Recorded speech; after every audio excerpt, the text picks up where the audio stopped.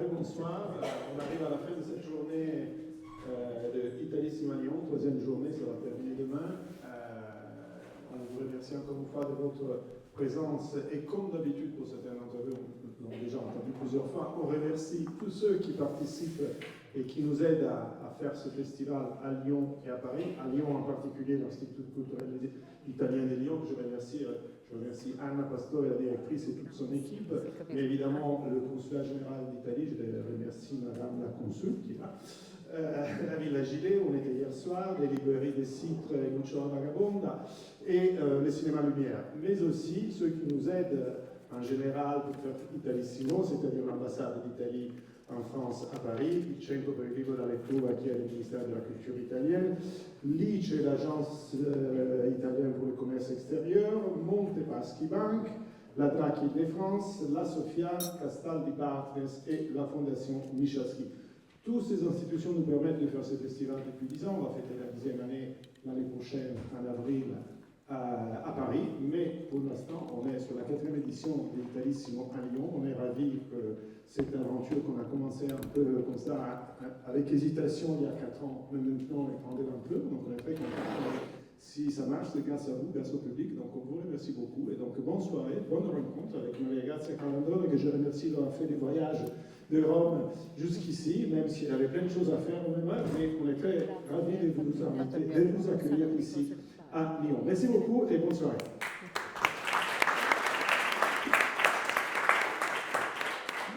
Bonsoir, on est vraiment très content d'accueillir Maria Grazia Calandrone. Et ici à Lyon, on la connaît depuis quelques ans. Nous, ici à l'Institut, on a ses livres, on a ses romans depuis la première parution narrative, disons littéraire, parce que Maria Grazia Calandrone est poète.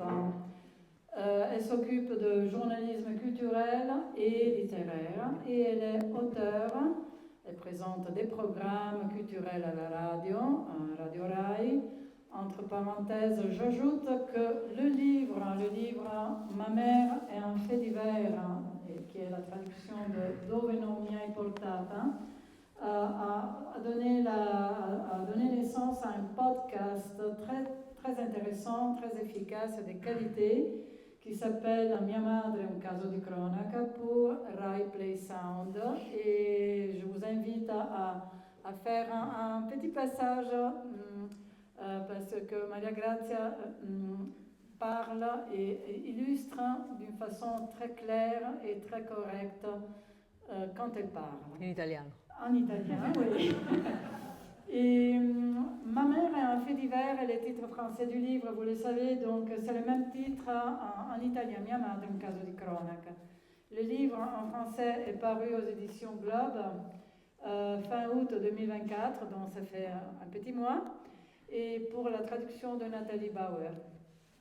Maria Grazia Calandrone s'est vouée à l'écriture depuis son bas âge et une bonne partie de ses écrits de poésie a été primé. Pour ne pas citer tous les titres, je vous dirais le Premio Napoli, le prix Naples, qui est Sulla bocca di tutti pour Crocetti en 2010, mais aussi Atto di vita nascente,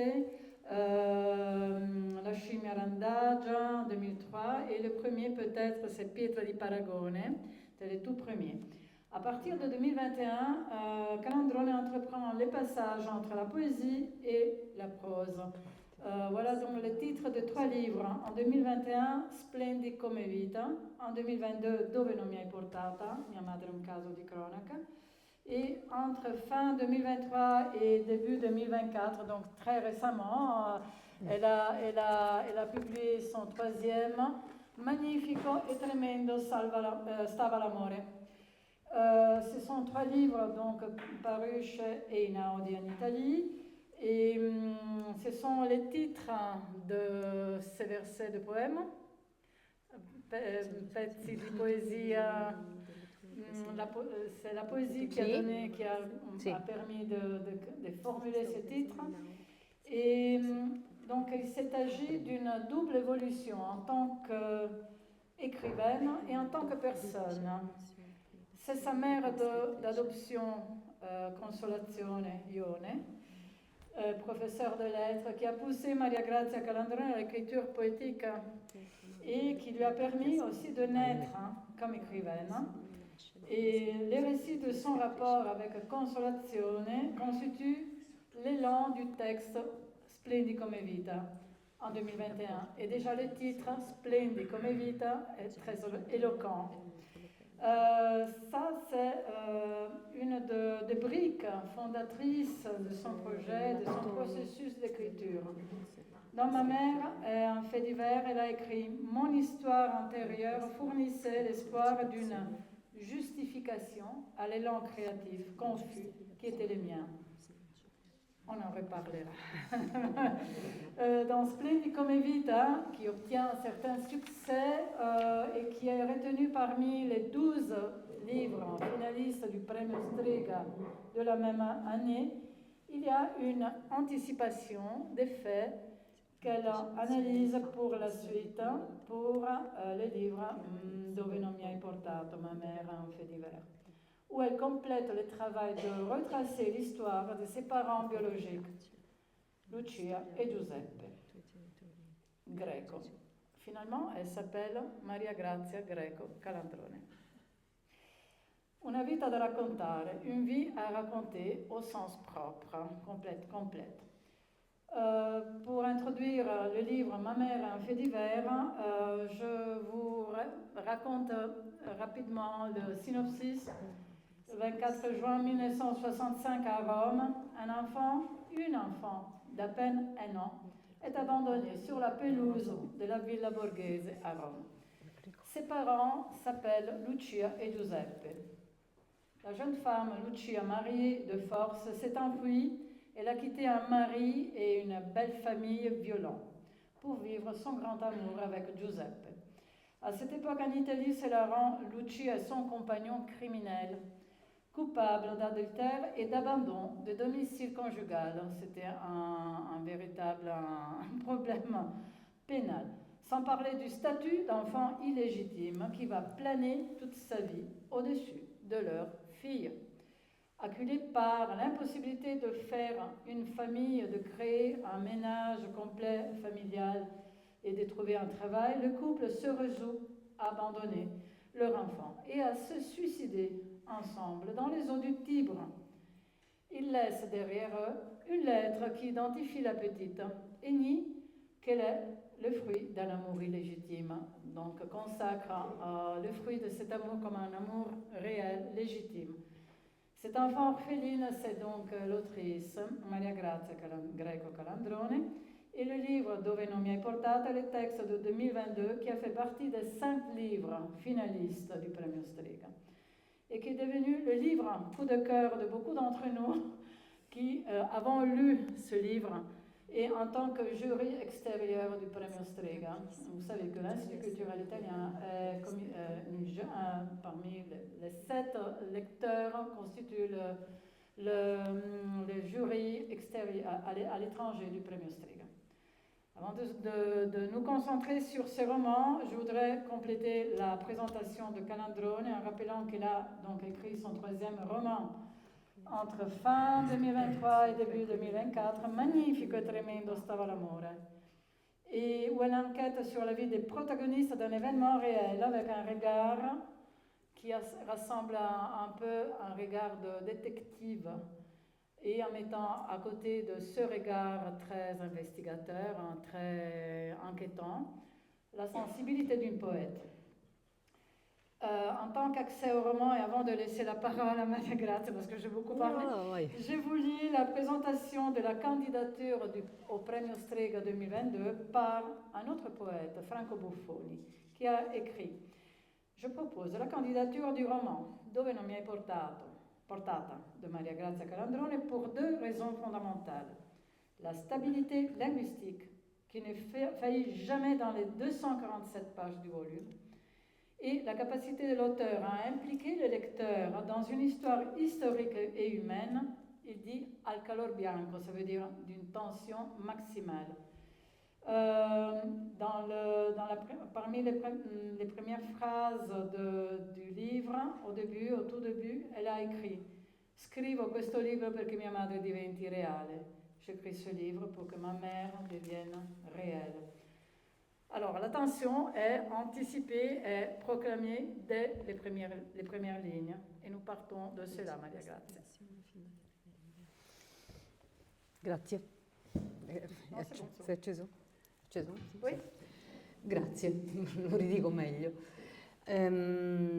Sì, allora io ho evitato, ho scritto questo libro quando avevo 58 anni. Ho evitato, so di essere la storia di mia madre Lucia, quindi so di essere stata adottata da quando avevo 4 anni, ho evitato per 52 anni di affrontare questa storia. Dimmi tu quando vuoi che mi fermi. Un po' perché sinceramente non ero ossessionata, non ero traumatizzata, non sentivo nessuna bruciante curiosità di conoscere, un po' perché sapevo che sarebbe stato comunque faticoso. Alors merci, encore à moi de nouveau, donc je redis merci, c'est exactement ce qu'elle a fait. Oui, j'ai évité un peu, enfin j'ai écrit ce livre en fait, j'avais 58 ans et je connais mon histoire depuis très, très tôt dans ma vie. J'ai su à 4 ans que j'avais été adoptée, mais donc pendant 54 ans, je n'ai pas vraiment voulu affronter cette histoire, tout simplement parce que j'étais pas vraiment obsédée par la chose, j'étais pas traumatisée par cette histoire, mais aussi parce que je savais que ce serait assez pénible de le faire.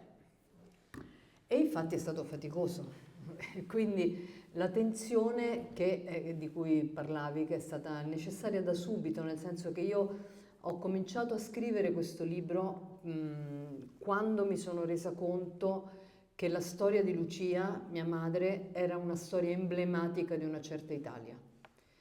Raccontava la storia di tanti uomini e di tante donne degli anni 50, soprattutto nelle campagne, ma non solo, perché affrontare la storia di Lucia ha significato anche affrontare quello che la storia legislativa, oltre che culturale e sociale del paese.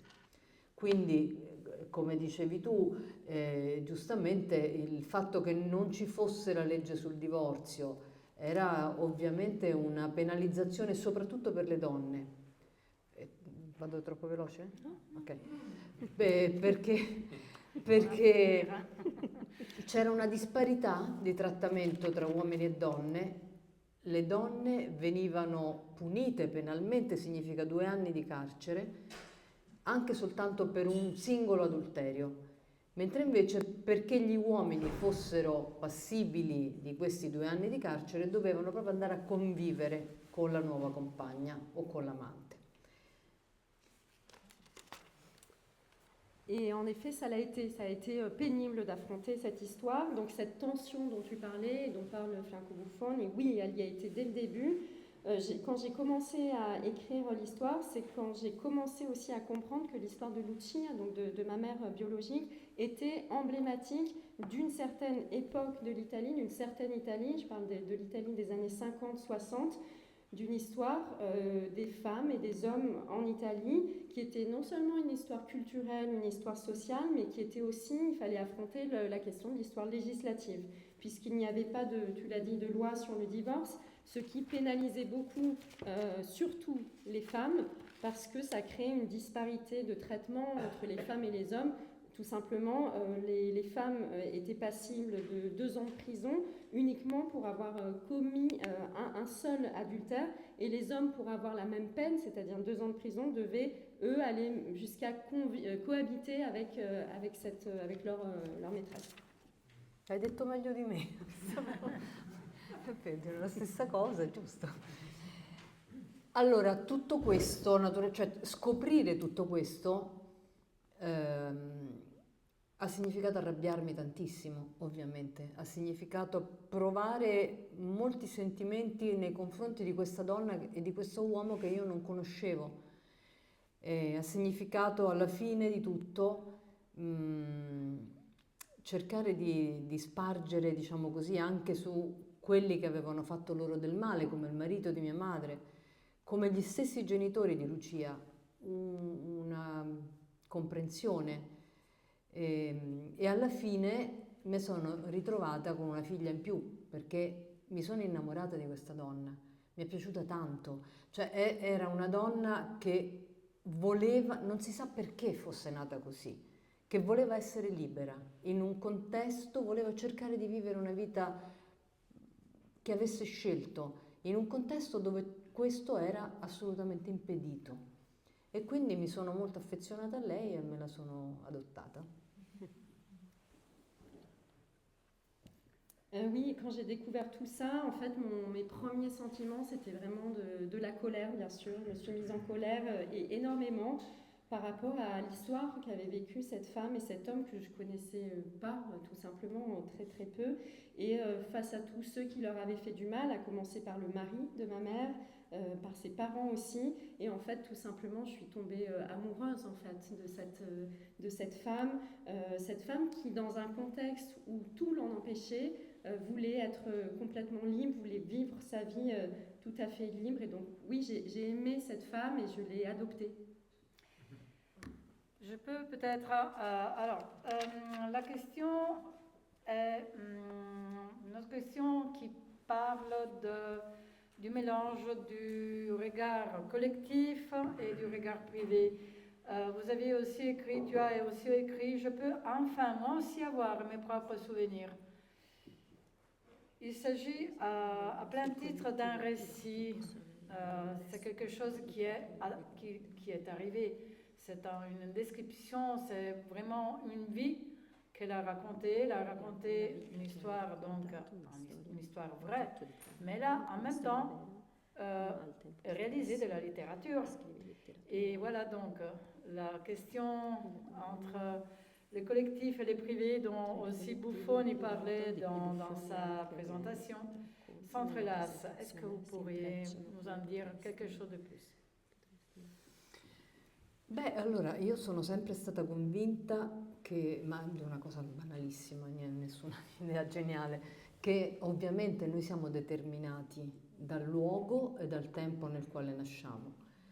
Nel caso di Lucia e Giuseppe questo è emerso in una maniera evidentissima, perché così come è emerso il contrasto fra la natura di questa donna e anche di quest'uomo in realtà, perché lui era andato a fare la guerra d'Africa, è stato spedito a fare la guerra d'Africa, perché poi vedremo più avanti nel libro, nella storia, cioè loro scrivono una lettera al giornale L'Unità, quindi diciamo che forse non era proprio non era proprio contento di essere stato spedito da Mussolini in Africa.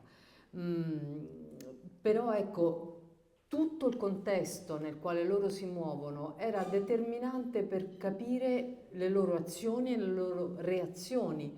Per esempio, studiare il più possibile la guerra d'Africa, vedere molti filmati d'epoca che erano molto trionfali, molto, no, appunto così, il colonialismo italiano era un po' grottesco, diciamo. È servito a capire l'umore di quegli anni, è servito a capire cosa quest'uomo avesse visto, perché fosse tornato, come raccontavano tutti, da questa guerra completamente trasformato. Adesso diamo anche un nome, no, al trauma di guerra. All'epoca non c'era questo tipo di cultura, ma c'era una constatazione empirica, cioè chi andava in guerra tornava che era un'altra persona. Quindi non si può parlare di Giuseppe senza parlare della guerra, non si può parlare di Lucia e di Giuseppe senza parlare dell'assenza della legge sul divorzio, non si può parlare di Lucia che viene costretta a pugni a col fucile puntato a sposarsi senza parlare di quello che significava la civiltà è una parola completamente inadeguata, ecco, diciamo la tradizione dell'epoca nelle campagne italiane. Mi fermo perché sennò diventi matta. J'ai toujours été convaincue, et là je vais dire quelque chose qui est en fait très très banal bien sûr, mais qu'on est déterminé, qu'on est toutes et tous déterminés par le temps et le lieu où on est. Et pour Lucia et Giuseppe, c'était plus qu'évident en fait. Lucia et Giuseppe par exemple, qui donc va être expédié par le fascisme, par Mussolini, à faire la guerre d'Afrique. Vous le verrez quand vous lirez. Ils écrivent d'ailleurs, Lucia et Giuseppe, une lettre à l'unité où on comprend qu'ils n'étaient finalement pas si contents. Il était bien sûr forcé à avoir fait cette... À l'UNITA, j'ai dit quoi? L'unità. Oui, L'unità, quotidiano comunista, oui, oui, sottotitolo. un quotidien communiste, l'UNITA. J'ai peut-être dit l'unité, mais c'est l'UNITA. Donc leur contexte était en fait déterminant pour comprendre, pour moi, pour comprendre leurs actions et leurs réactions. Donc pour moi, c'était déterminant et c'était extrêmement important d'aller étudier aussi la guerre d'Afrique, de regarder tous les films qui avaient été faits, les films qui, bien sûr, exaltaient à l'époque le colonialisme triomphant, assez grotesque, bien sûr, du fascisme. C'était important aussi pour moi, justement, de comprendre l'humeur, l'ambiance dans laquelle ils étaient de cette époque, ce qu'avait vu cet homme quand il a été expédié pour faire la guerre coloniale, et comment il en est revenu complètement transformé. Maintenant, on met bien sûr des mots sur cela, sur le traumatisme de guerre, quand on rentre de ces expériences traumatiques et traumatisantes, mais à l'époque, bien sûr, beaucoup moins. Et donc, pour moi, il n'était pas possible de parler d'eux, de parler de Lucia et Giuseppe, et sans parler de la guerre d'Afrique, sans parler de l'absence de loi sur le divorce, sans parler de l'obligation qu'a eu Lucia de se marier, un fusil pointé contre sa tempe. Voilà. L'alternance, d'ailleurs, entre les récits, le commentaire, la description des actions du livre, des livres. Il y a toujours cette alternance avec les éléments historiques qui se sont produits dans les périodes. Et c'est là grâce à l'accès aux actes, aux lettres, aux journaux. Et cela s'est produit dans tous dans ces trois livres, aussi dans le dernier, qui est l'histoire d'un acte, un homicide à l'intérieur d'une famille. Donc la description de tout cela est alternée aussi à la description de la période, des choses qui se passent, des chansons qu'on écoute, des glaces qu'on mange, ou bien des livres ou des films qu'on voit. Ça, c'est vraiment une constante, et c'est une constante stylistique. Mais avant de reprendre cet aspect-là, j'aimerais peut-être passer à la question de Lucie Campos, parce que immédiatement après la présentation que je vous avais lue tout à l'heure, j'écris ce livre pour que ma mère devienne réelle. Il y a une autre phrase, et c'est la phrase qui a été choisie par Lucie Campos. Vous connaissez, c'est la directrice de Villa Gilet, qui ne peut pas être aujourd'hui avec nous, parmi nous, mais elle a tenu à envoyer un petit message, entre tirets, moi je dirais, entre parenthèses, moi je dis, Lucie s'appelle comme Lucia, et moi je m'appelle comme Anna. Voilà. Oui.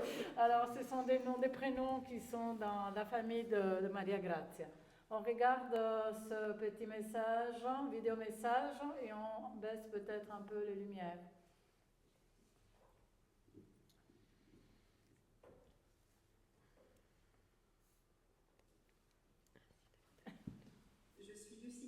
Je suis la directrice de la Villa Gilet et nous sommes partenaires du festival Italissimo Lyon, mais j'ai la tristesse de ne pas pouvoir être avec vous ce soir. Je voulais dire deux mots sur tout le bien qu'on a pensé de ce très beau livre, traduit en français sous le titre « Ma mère est un fait divers ». C'est un livre d'une poésie immense, une vraie poésie documentaire. C'est une histoire d'amour, c'est aussi une histoire politique et sociale, et c'est aussi une histoire très personnelle que j'ai lue avec beaucoup d'émotion. Alors en relisant le livre, puisque vous êtes invité à Lyon ce week-end, je suis retombée sur l'une des premières phrases avec lesquelles commençait le roman.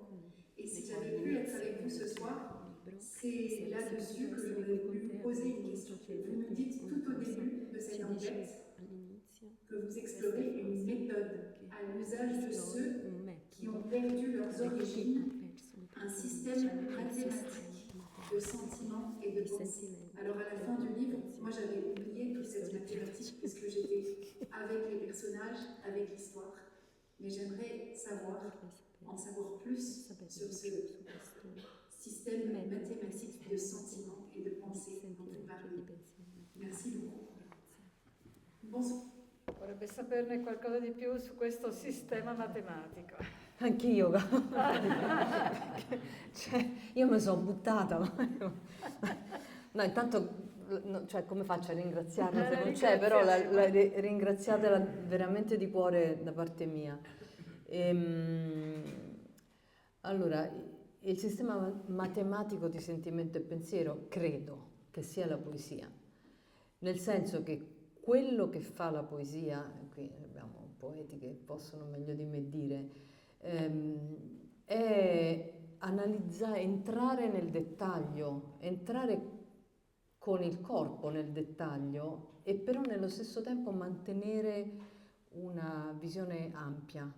Quindi è un doppio sguardo ed è uno sguardo, quando faccio lezioni, io non credo alle lezioni di poesia, ma faccio lezioni di poesia.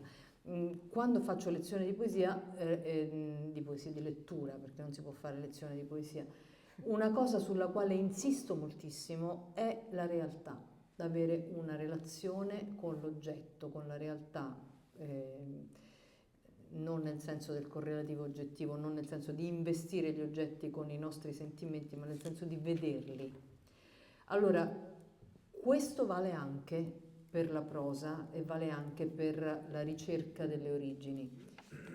Si possono ricercare, credo, almeno questa è la mia esperienza, le origini informandosi il più possibile, sapendo il più grande numero di fatti, di oggetti, di cose. Il libro è pieno di oggetti. Ci sono proprio i dettagli della casa, di quello che ho potuto ricostruire, dei vestiti. Con tutte queste informazioni, con questa base di informazione che è la matematica, si può costruirci sopra la casa della verosimiglianza, dell'immaginazione che però è un'immaginazione informata, non è un'immaginazione visionaria. Ok. Elle disait en rigolant, moi aussi j'aimerais bien savoir ce que c'est le système mathématique de sentiments. Je la remercie beaucoup et je vous la remercierai de ma part. Je crois, si j'essaye de répondre à cette question, je crois que le système mathématique de sentiments, c'est la poésie. En tout cas, ce que fait la poésie, selon moi, c'est qu'elle entre dans le détail, dans tous les détails, et elle y entre avec le corps. Et en même temps, elle réussit à garder une vision très large. C'est ce double regard que permet la poésie. Et moi, quand je donne des leçons de poésie, enfin plutôt je devrais dire des leçons de lecture, parce qu'on ne donne pas vraiment des leçons de poésie, mais on donne des leçons de lecture, j'insiste souvent sur ça. Je dis souvent qu'il faut aller dans la réalité, c'est-à-dire le fait de voir les objets. Vraiment les voir. Et je crois que ça fonctionne aussi pour la prose et pour la recherche des origines, de ses origines. Et je crois qu'on peut rechercher ses origines en s'informant le plus possible, en recueillant, en collectant le plus de détails possible, de faits, d'objets. Mon livre est plein d'objets, c'est-à-dire les habits aussi de l'époque, tout ce que j'ai pu en tout cas reconstruire. Et avec toutes ces informations, tous ces détails, tous ces objets qui sont la base et qui sont justement la base mathématique, eh bien on peut construire ensuite ce que j'appellerais la maison de la vraisemblance. Il y a à ce sujet même qu'elle vient de dénoncer une phrase qui est page 12 et page 22 del livro, page 12 en tout début. La mia storia pregressa forniva la speranza di una giustificazione al mio confusionario slancio creativo e quelle due signore piene d'affetto, mamma e professoressa, hanno intuito fosse indispensabile aumentare la mia vita includendo in essa l'icona metafisica della madre perduta e la poesia. 2 regali impossibili da ricambiare che forse sono uno. Je le dis en français, lo leggo in francese. Mon histoire antérieure fournissait l'espoir d'une justification à l'élan créatif pour le moins brouillon qui était le mien. Et ces 2 femmes très affectueuses, maman et enseignante, avaient deviné, maman Consolazione, avait deviné qu'il était indispensable d'élargir ma vie en lui ajoutant l'icône métaphysique de la mère perdue et la poésie. 2 cadeaux qu'il est impossible de rendre à leur juste mesure et qui ne font peut-être qu'un. Adesso me ne vado però, mi fa una domanda così. C'était la façon de conclure ce qu'elle venait de dire et ça pouvait être aussi une possibilité de répondre aussi à la question de Lucie. Je sais qu'il y a beaucoup de questions qui seront peut-être à poser, mais je voulais continuer et peut-être après ou conclure ou voir si Maria Grazia veut aller sur ça, sur les styles. Sur les styles. Oui, le style, donc on l'a dit, il y a... ça marche donc le style et les soins de la reconstruction des faits réels et historiques. Mais le style qui nous a impressionnés, nous, lecteurs, depuis Splendi come vita, dont nous avons connu cette écriture, nous avons été accompagnés, presque amadoués, à ces phrases, à ces retours des lignes, comme si c'était une sonnette, comme si c'était un avis, au moins moi je l'ai interprété comme ça. Il y a par exemple, dans les premières pages, une ligne, elle écrit la première, et puis elle va à la ligne et dit « a été prise le jour de son mariage ». Il y a cette suspension, il y a cet espace, il y a ce saut de ligne qui se réalise plusieurs fois et qui existe aussi dans la traduction. Et toujours, il y a peut-être des différentes interprétations de cela. Peut-être elle va nous l'expliquer aussi pourquoi elle utilise ce système, ce processus. Moi, je le vois comme si c'était l'auteur qui pousse un soupir. Donc, c'est le soupir, le moment du saut de ligne, et puis elle reprend l'écriture. Peut-être ce n'est pas cela. Je ne sais pas. No, è così, è anche così, nel senso che io, come dicevi, insomma, ho scritto prima di questi 3 libri in prosa, ho scritto molti libri di poesia, ho sempre scritto solo poesia, in realtà, a parte le cose critiche, a parte le cose per la radio, però insomma ho sempre scritto solo poesia. E quindi è come un'altra lingua, è come avere dentro un ritmo che non riesco a estendere in una prosa compatta, nel senso che ci sono dei momenti nella prosa in cui è proprio necessario per me interrompere e andare a capo, sia perché ci sono dei momenti in cui il fiato non ce la fa, sia perché ci sono dei momenti in cui voglio sottolineare quello che sto scrivendo, quindi insomma spesso in poesia si lascia sospesa una parola o si mette una parola verso per darle un peso particolare. E poi mi sono resa conto che in tutti e 3 adesso libri, quando sono 3 libri nei quali muore qualcuno, sì, non svelo niente che non si sappia, e quando mi accosto alla morte, la lingua di quello che non sappiamo, perché non siamo, per quanto ne sappiamo, non siamo ancora morti, quando mi accosto a quello che non sappiamo, quando mi accosto al mistero, la lingua del mistero è la poesia. Quindi sono questioni musicali, sono questioni ritmiche, sono questioni di contenuto e sono proprio questioni di un'altra lingua. Oui, c'est aussi ça.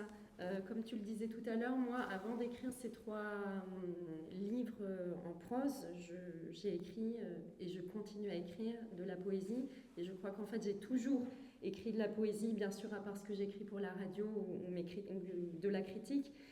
C'est en fait et la poésie, c'est comme une autre langue. C'est-à-dire que j'ai en moi un rythme.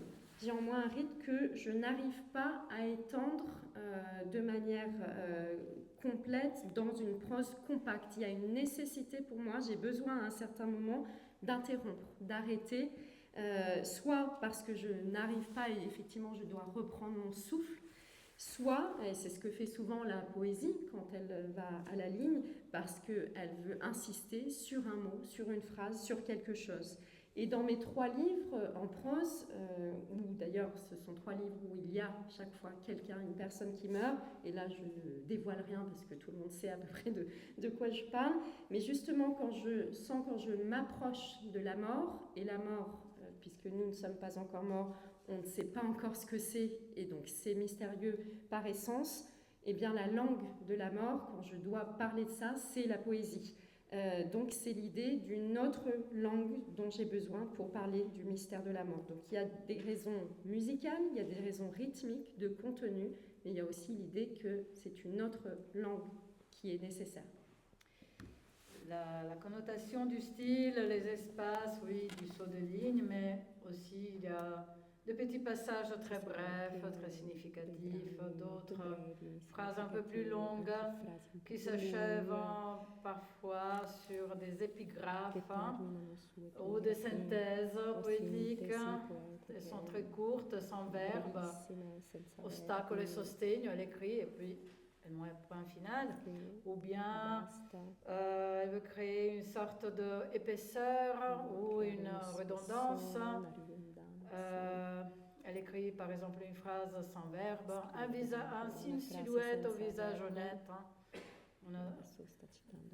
C'est déjà en français. Ou même la phrase qu'on a lue tout à l'heure, l'histoire intérieure formait l'espoir d'une justification à l'élan créatif pour le moins brouillon qui était le mien. Là, c'est une phrase complètement poétique.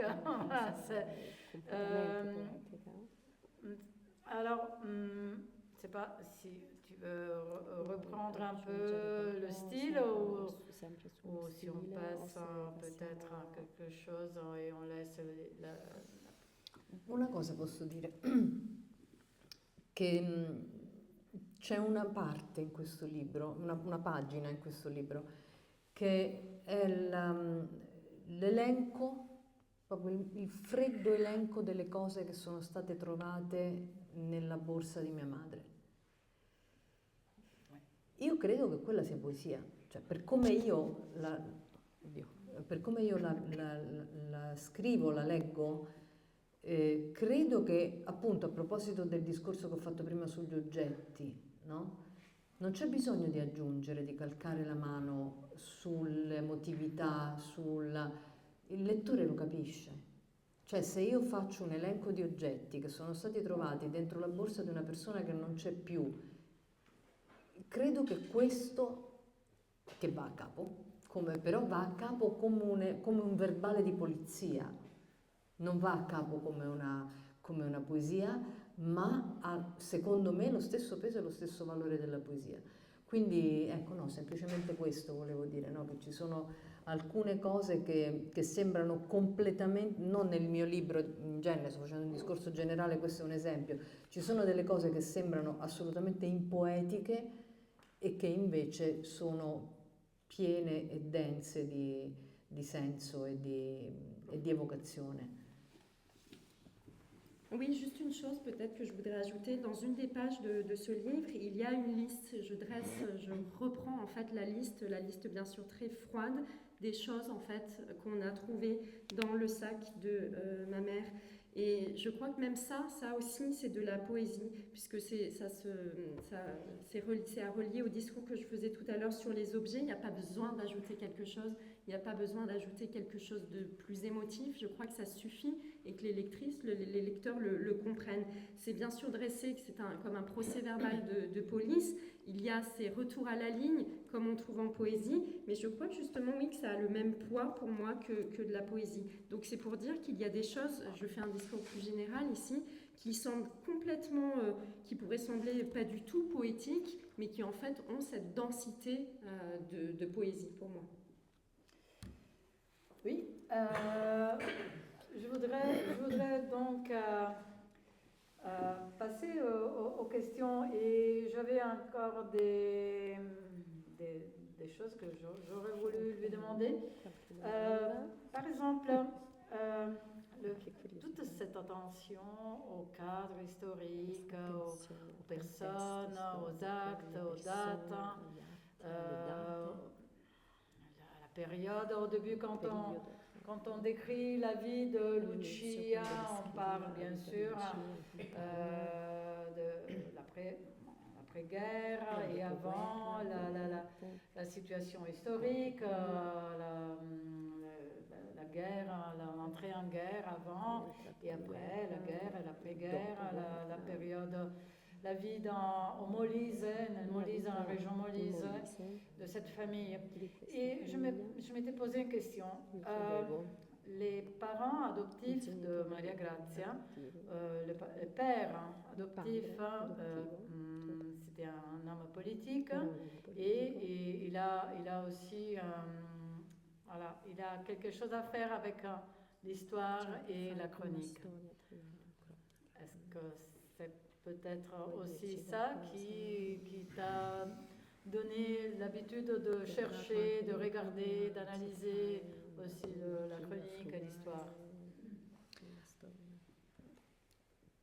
Sicuramente sì, nel senso che purtroppo mio padre è morto che avevo 10 anni, però ha lasciato dei libri, ha lasciato dei fatti della sua vita che parlano politica. Per lui, sì, della sua vita politica, della sua vita anche è stato volontario nella lotta contro Franco, per cui insomma ha fatto delle cose, ci ha messo il corpo. Io ci metto le chiacchiere, vabbè, ma quindi sicuramente io credo, questa è una cosa che così non sono mai andata in analisi, ma se andassi in analisi direi, credo di essere una sintesi tra mia mamma adottiva, intendo entrambi i genitori adottivi ovviamente, che era una amante del bello, che avrebbe voluto scrivere romanzi, una professoressa di lettere e un uomo politico. Quindi penso di aver assunto da entrambi le loro caratteristiche dominanti.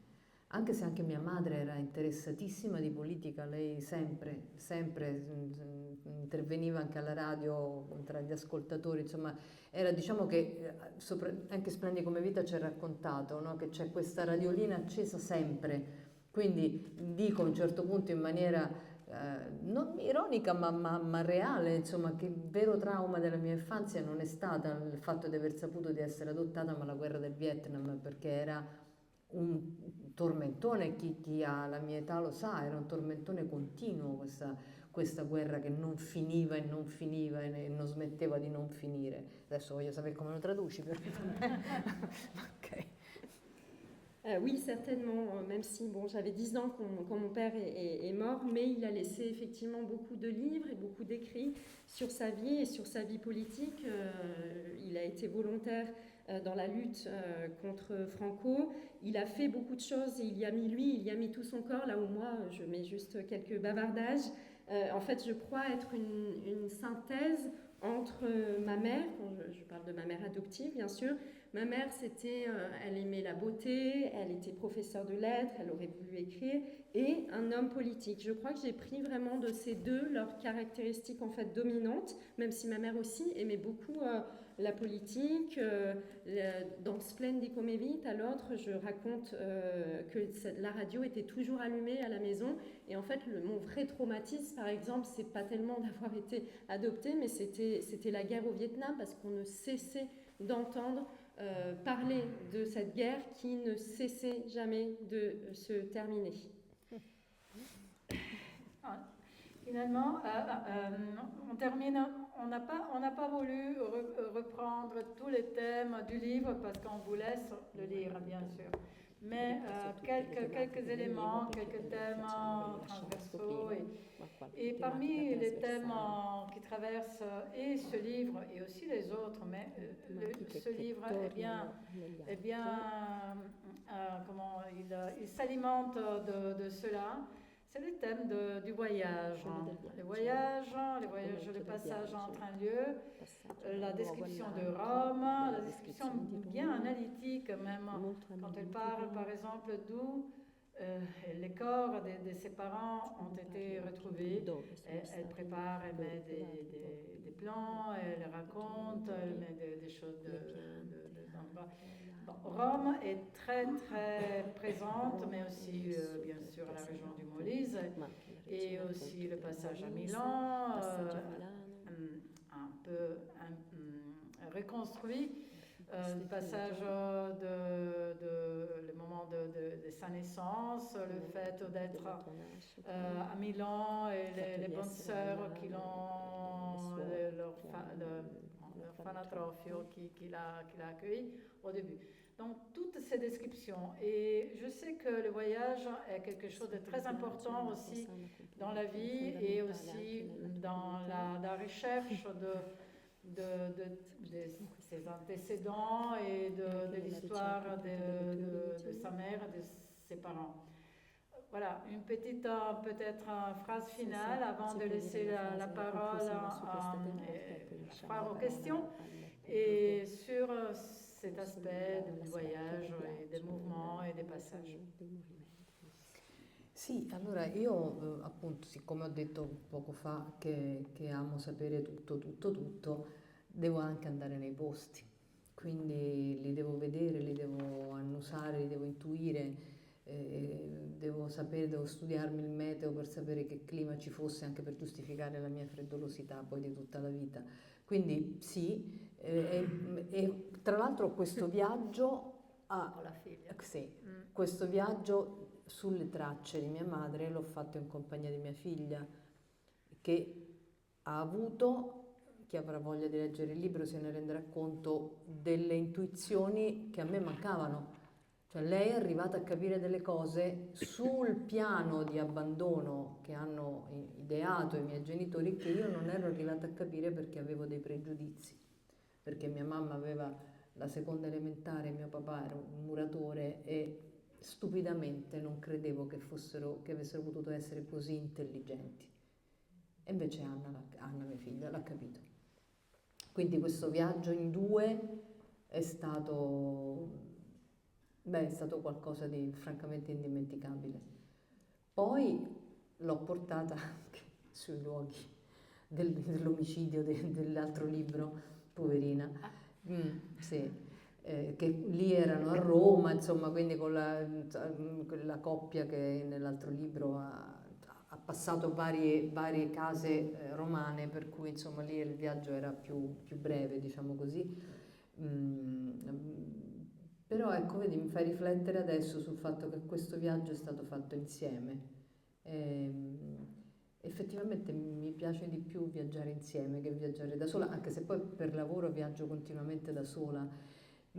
Però devo dire che il momento dello spostamento, proprio quello sui mezzi di trasporto, non so se sia stato così anche per Lucia, però la immagino che parte, lei è costretta insomma a partire dal Molise per fuggire verso Milano, verso proprio Marte per lei.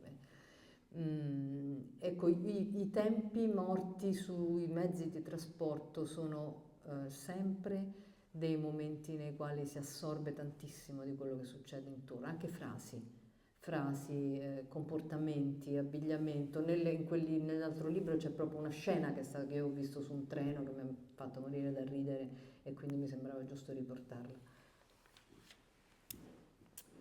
Oui, comme je l'ai dit tout à l'heure, comme j'aime tout savoir, tout découvrir, des choses, des faits, etc., je dois aussi bien sûr aller sur les lieux du crime en l'occurrence, mais en tout cas dans les lieux, voyager. J'aime les sentir, en fait, les comprendre, les humer aussi pour savoir connaître aussi leur climat.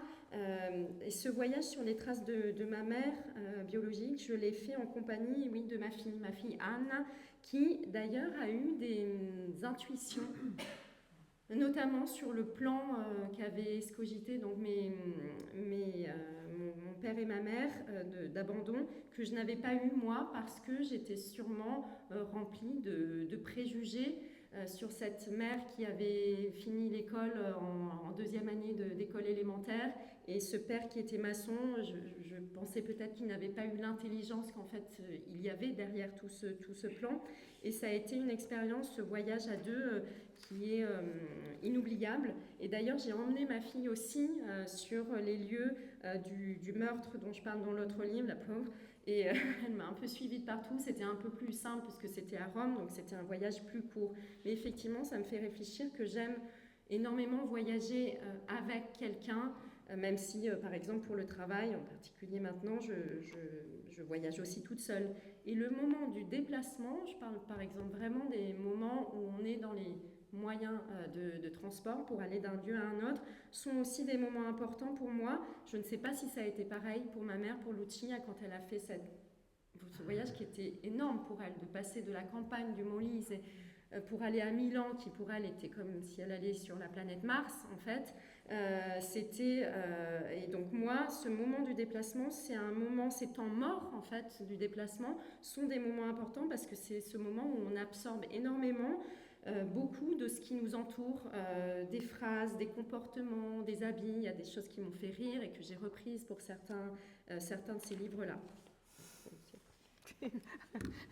Penso che potremmo averla finita così. Je pense qu'on pourrait terminer, mais on vous laisse, si vous avez quelques questions à poser sur le livre Ma mère è un fait divers, un fatto di cronaca. Est-ce que vous avez quelque chose, quelque curiosité ou question?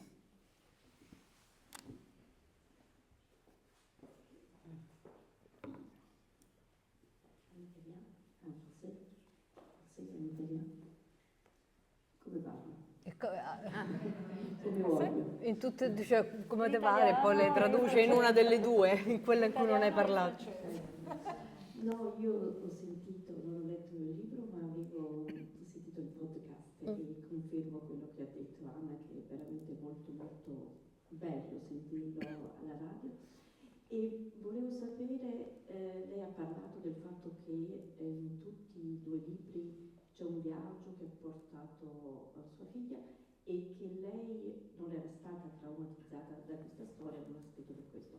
Però nel momento in cui poi lei fa questi due viaggi, il primo è comunque una ricerca di qualcosa che la riguardava veramente personalmente.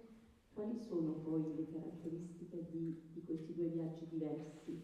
E ha cambiato poi lei questo suo non essere traumatizzato? In quale sentimento? Questo volevo sapere dopo il suo viaggio. Traduciamo? Oui, Madame demandait quelles sont les caractéristiques de ces deux voyages et est-ce que si le traumatisme ou le non-traumatisme a été assez transformé, en tout cas dans ces deux voyages avec le public, avec votre fille. Beh, allora, è quello che diceva lei prima, il fatto, ho dei ricordi di mia madre, una cosa ovvia che però io non ho mai avuto, io non sapevo niente, non potevo ricordare niente e quindi allora mi ha un pochino effettivamente traumatizzata, mi ha fatto arrabbiare tantissimo la sua vita, quello che ho scoperto che lei aveva attraversato. Mi ha commossa moltissimo aver completamente capovolto quello che io, sebbene non traumatizzata, pensavo essere stato un abbandono, in un gesto di amore estremo, decisamente estremo. Per quello che riguarda l'altro viaggio, invece, quello che ho fatto sulle tracce di Luciana Cristallo, l'assassina di Domenico Bruno, erano come più che parenti, cioè ero diventata io, lei, lui, la madre, un po', non lo so, è stato veramente una cosa, una possessione delirante, per cui è stato quasi più invasivo entrare nella vita di queste persone piuttosto che nella vita di mia madre e mio padre. Bah, c'est surtout que maintenant j'ai des souvenirs de ma mère que je n'avais jamais eu, ce qui est fou, enfin qui est pas normal. Oui, j'ai été un peu traumatisée, j'ai été surtout beaucoup en colère en fait par rapport à tout ce qu'elle avait pu traverser dans sa vie. J'ai été aussi beaucoup émue. C'était beaucoup d'émotions de voir combien ce geste, qui est un geste au départ d'abandon, elle l'avait transformé en un véritable geste d'amour extrême, un amour vraiment porté à l'extrême. Et puis le deuxième voyage, qui est donc le voyage sur les traces de Luciana Cristallo qui a assassiné Domenico Bruno, là j'avais vraiment l'impression j'étais eux, j'étais devenue elle, j'étais devenue lui, et c'était presque un peu plus invasif d'être entrée dans cette famille que lorsque j'ai fait toute la recherche sur mes origines, mon père et ma mère.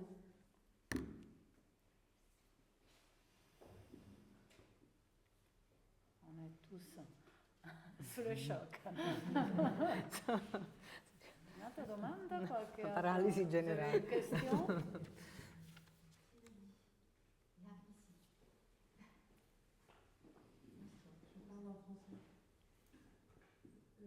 Est-ce que vous vous êtes jamais demandé si le fait que vos parents soient morts dans l'eau, il y a aussi le symbolisme de l'eau prénatale et que peut-être c'est pas anodin le fait d'avoir choisi cette forme de mort parce que l'eau représente, peut représenter l'eau maternelle. Suicidio nell'acqua, come ritorno alle origini. C'è scritto anche questo nel libro. È un'ottima intuizione, sì, l'ho pensato anche. Tanto è vero che ovviamente io non ricordo, ma torno nel libro su quella riva e non ho mai immaginato un tuffo. Ho immaginato, no? Un abbandonarsi ad un'acqua e c'è scritto questo e c'è un testo in poesia che racconta proprio di questo, cosa succede non lo so, però diciamo che faccio il possibile per scendere sott'acqua con lei. C'est une excellente intuition à laquelle j'avais moi-même effectivement pensé. Bien sûr, je n'ai pas de souvenir, mais plusieurs fois dans mon livre, je reviens sur cet endroit, sur ces rives, sur ce rivage. Et moi, je n'ai jamais imaginé un plongeon, en effet. J'ai plutôt imaginé qu'ils étaient allés tout doucement, qu'ils étaient descendus dans l'eau. Et j'ai écrit aussi dans une de mes poésies, je fais en tout cas mon possible pour essayer aussi de descendre sous l'eau, dans l'eau avec eux, avec elle.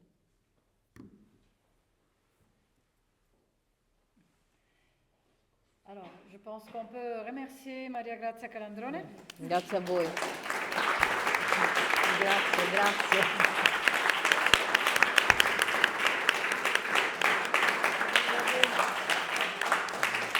La possibilité d'accéder au livre et aux dédicaces si vous